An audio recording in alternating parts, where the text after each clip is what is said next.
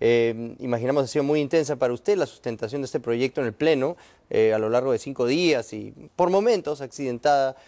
Ha sido sin duda la noticia de la semana. Gracias por estar en Cuarto Poder. A usted, Augusto, gracias por la oportunidad y un saludo a todos los televidentes. Sí, efectivamente yo quisiera precisar eso último que he dicho y le agradezco porque lo diga. Por momentos accidentada, pero yo creo que más del 90% de la sesión ha sido un debate en el cual se han expuesto los argumentos y lo que se espera a partir de la aprobación de este informe. 1.400 páginas, tienes un informe 1.446. extenso. 1.446 páginas. La gran crítica que se ha hecho es: ¿por qué si en todos los casos en los que se ha detectado corrupción de Odebrecht finalmente se llegan a responsabilizar a los mandatarios, que en ese momento estaban a cargo de las grandes obras? Bueno, se han analizado no todas las obras, pero sí 11 de ellas, obras importantes. Y en el caso de Alan García no llega a haber una responsabilización política. Bueno, se dice que sí, hay algunas consideraciones en las que él habría infringido la Constitución, pero no se le hace ningún tipo de acusación, no se le recomienda al Ministerio Público ni a nadie hacer alguna acusación sobre Alan García. ¿Por qué justo en el caso del expresidente Alan García no se encuentra ningún tipo de responsabilidad ni se recomienda una investigación? Bueno, hay una crítica que ha sido sostenida inválidamente todo el tiempo, porque a esta comisión injustamente se pretendió poner el mote de que en lugar de acusar estaba encubriendo. Y eso no es verdad, Augusto. La comisión primero habría que decirle a la población y explicarle que investiga hechos de interés público. ¿Cuál era el hecho de interés público en esta oportunidad? Las coimas, los sobornos, las dádivas que hubieran recibido funcionarios en el marco de la contratación de proyectos por las empresas brasileñas y sus consorciadas peruanas. Se ha descubierto la responsabilidad que han tenido las empresas coimeras, Odebrecht, OAS, Andrade Gutiérrez, sus consorciadas peruanas, Graña y Montero, JJ Camet, ICSA. Se ha descubierto eso, se ha descubierto quiénes han sido los responsables. ¿Por qué? Porque en el marco del control político que hace el Parlamento en sus comisiones investigadoras, lo que hemos hecho es analizar el proyecto, desde que se conceptualizó como idea hasta la actualidad. Hemos requerido información sobre el proceso de contratación, sobre los arbitrajes, sobre la supervisión, sobre todo lo que haya sido relacionado con el proyecto.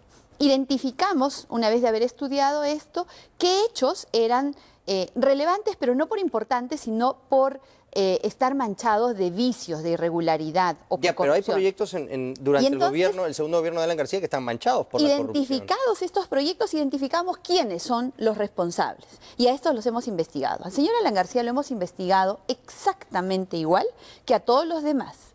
Se le ha citado, asistió 8 horas de interrogatorio por parte de todos los que hubieran querido asistir a interrogar. Hubiera agradecido que quienes ahora se indignan hubieran ido ese día a interrogar. 8 horas estuvo. Se le ha levantado el secreto bancario, el secreto tributario, el secreto bursátil. Se ha pedido a registros públicos el detalle de todas sus propiedades, sociedades que tuviese. Se le ha investigado. Ahora, en el momento que piden la información financiera de Alan García, ¿no hay un error en el nombre que se pone para solicitar? No, eso no es verdad. Fíjese también, eso lo vi en el informe en minoría. Y es falso, completamente falso. Cuando nosotros hemos pedido información a registros públicos o a la SBS o a la SUNAT, se tiene que identificar a la persona con el documento de identidad y con los nombres y apellidos completos. Esa información que se presentó en el informe no es informe, en el documento del congresista Morales es falsa. Falsa, mentirosa, tendenciosa. Al señor se le ha requerido toda la información.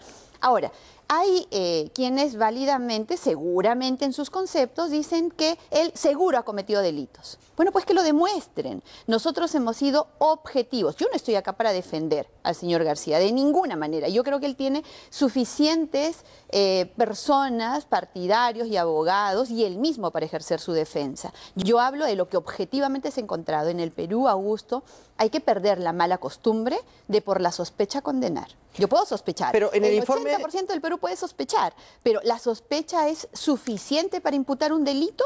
Yo creo que no.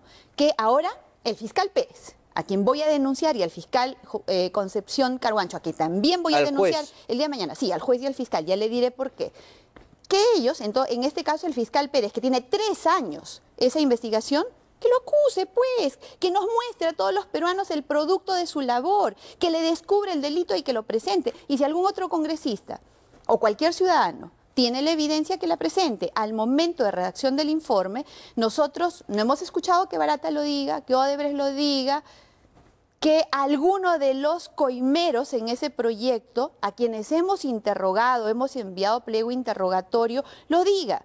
Yo no puedo inventar, ni siquiera con el personaje más impopular del país, ni siquiera si me van a acusar permanentemente. En el Perú tenemos que respetar la ley y tenemos que respetar el debido proceso y la presunción de inocencia. En el informe pues, hay más de 50 páginas, creo, dedicadas, por ejemplo, a la línea 1 del metro.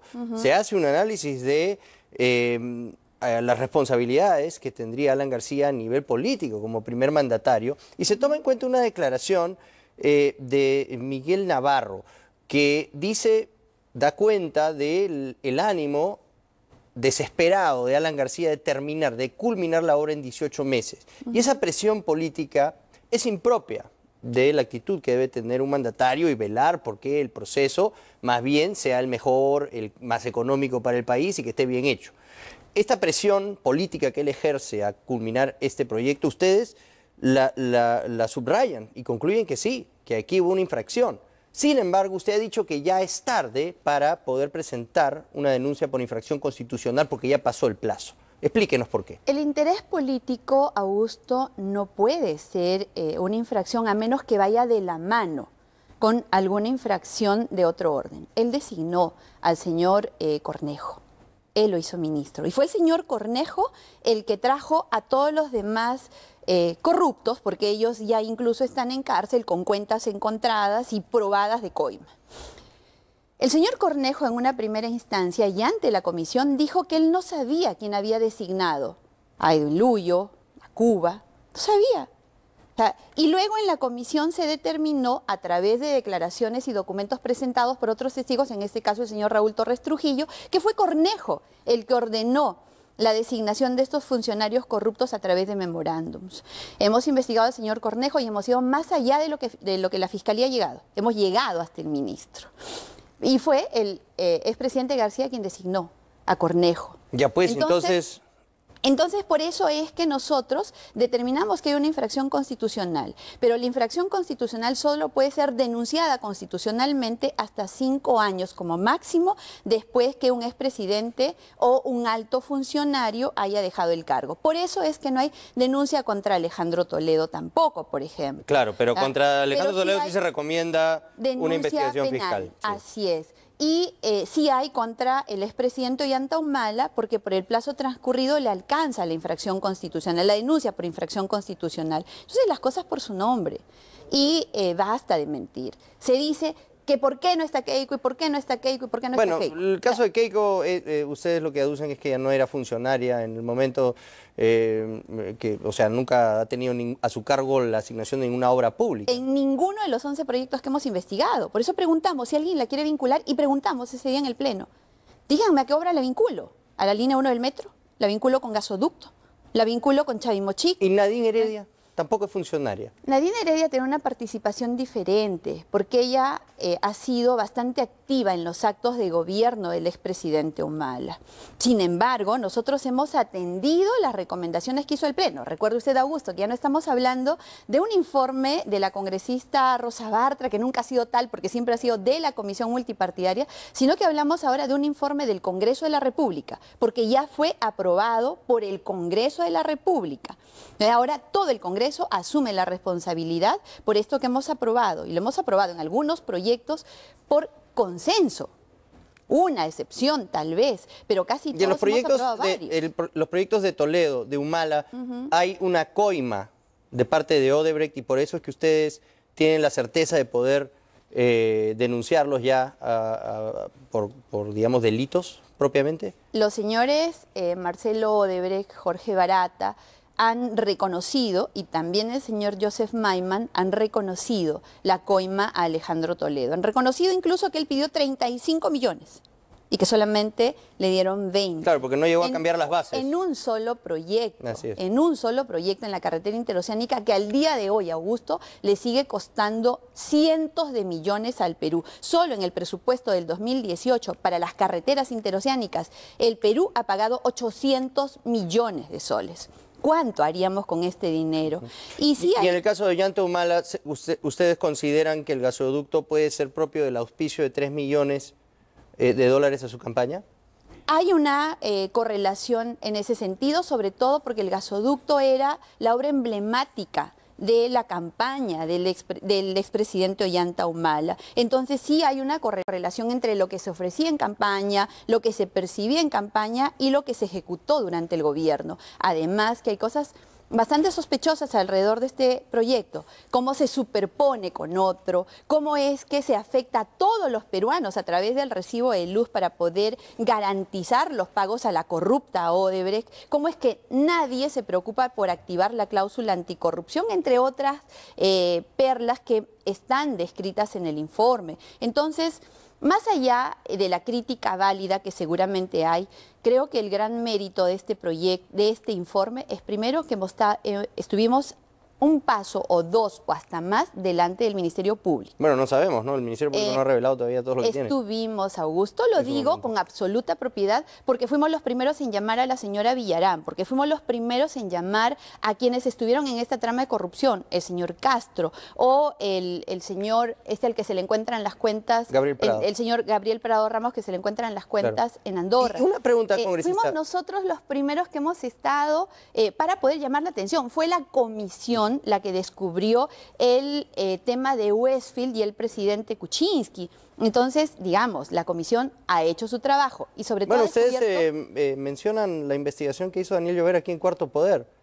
Hemos, como usted verá, a pesar que en este medio nos maltratan, y me hubiese gustado que la nota anterior hubiese hablado del debate y de lo rico que fue el debate en lugar de la anécdota. No le hace ningún bien al país. ¿No le estamos maltratando en este momento, acaso? Bueno, en este momento le agradezco, pero hagamos un repaso a ver si eso es cierto. Es bueno, tenemos que denunciar las cosas que nos corresponde denunciar, ¿no? Y como verá usted, denunciamos al presidente Pedro Pablo Kuczynski por Westfield y eso además le sirvió a usted como insumo para hacer sus conclusiones y finalmente presionarlo en el tema de la vacancia. Así que queda claro que no nos casamos con nadie. Nosotros encontramos dónde está el millón que se preguntaban dónde estaba. En la nota de Daniel Llovera sobre Olmos, Trobase Olmos, esta asesoría en conjunto que se hace con el BCP, que no se sabe, que inicia First Capital, que inicia Westfield y la termina First Capital, ¿no? Así es, Augusto. ¿Dónde está el millón?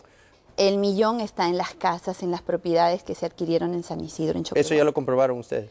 Eso es lo que ha dado cuenta la investigación, el seguimiento a las cuentas, al offshore, Dorado, Asset Management y la ruta que siguió por los pagos prestados en asesorías cuando PPK era ministro de Economía y al mismo tiempo contrataba con Odebrecht, con su empresa unipersonal.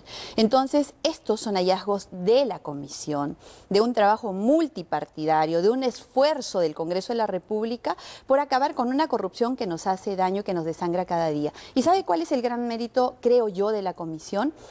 Haber mostrado cuál es el esquema en el que opera la corrupción. Capto al máximo mandatario, acomodo todas las reglas, arreglo con los ministros o los ministros se someten, como sea me hago del proyecto. Por eso captan al máximo mandatario, pues. Luego, o las personas que toman decisiones. Bueno. Recuerde usted que en el caso del tren eléctrico está la declaración de Jorge Barata que dice que captó a Cuba. Lo dice. Quería hacerle esa pregunta antes de terminar porque se nos acaba el tiempo. Sí, usted me dice que toman las declaraciones de Jorge Barata como válidas.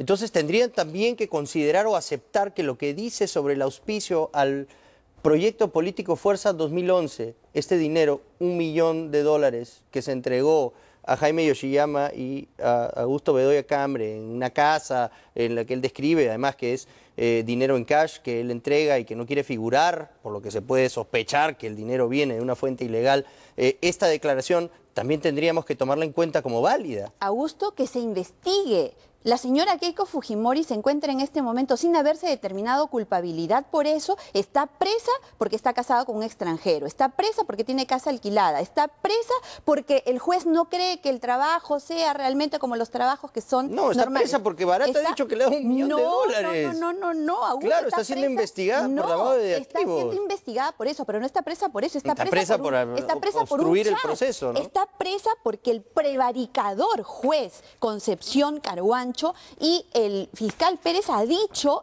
en Televisión Nacional, en medio de un proceso en el cual está privando de su libertad Estamos a varias volando en tiempo. personas, ha dicho que ha encontrado documentos sensibles de la comisión, lo cual es completamente falso. Y el día de mañana yo procedo a interponer acciones de carácter penal. ¿Por qué no cerramos con eso la entrevista? Porque es importante que usted lo diga. Además nos pidió una aclaración que la hicimos la semana pasada. Al aire respecto de eso, usted aduce que no hay documentos propios de la comisión investigadora en la casa de Silva Checa. Ninguno, Augusto, cero, absolutamente nada. Y el día de ayer el juez Concepción ha vuelto a insistir en el tema de que se habría encontrado información sensible. ¿Cómo sabe el juez que esos son documentos de la comisión? ¿Acaso ha pedido una confrontación? ¿Ha pedido más información? El informe ya era público el día de ayer cuando él ha mandado a la cárcel a una persona. Y ha usado un argumento falso para enviar a la cárcel a una persona, ha mentido con respecto a los documentos que serían de la comisión que yo he presidido. Eso, Augusto, pone en gravísimo riesgo la justicia en nuestro país, la credibilidad del sistema de justicia en nuestro país. Mandar a la cárcel a una persona con mentiras me parece que pone en grave riesgo incluso nuestra credibilidad a nivel internacional. Esto es inaceptable. Mandar a una persona a la cárcel con mentiras, yo creo que no puede admitirse por ninguna persona en el país, independientemente de las simpatías o antipatías que despierte un determinado personaje. Tenemos que terminar, congresista. Yo podemos ir a la cárcel en cualquier momento y denuncio acá que además a mí se me quiere vincular a la fuerza a este caso. Y esto de ninguna manera lo vamos a aceptar. Muy bien, le agradezco mucho por haber estado aquí esta noche. Hay mucho todavía más que debatir y seguramente lo estaremos haciendo por estos días, así que quede usted siempre cordialmente invitada a este espacio para poder ejercer su derecho a opinión también. Yo le agradezco a usted, Augusto, además que me haya permitido hablar, aun cuando nos dan palo casi siempre. Muchas gracias por haber estado aquí. Esta noche ha sido Rosa Bartra, presidenta de la Comisión Lava Jato, y ahora le damos pase a Sol, que tiene más para ustedes esta noche.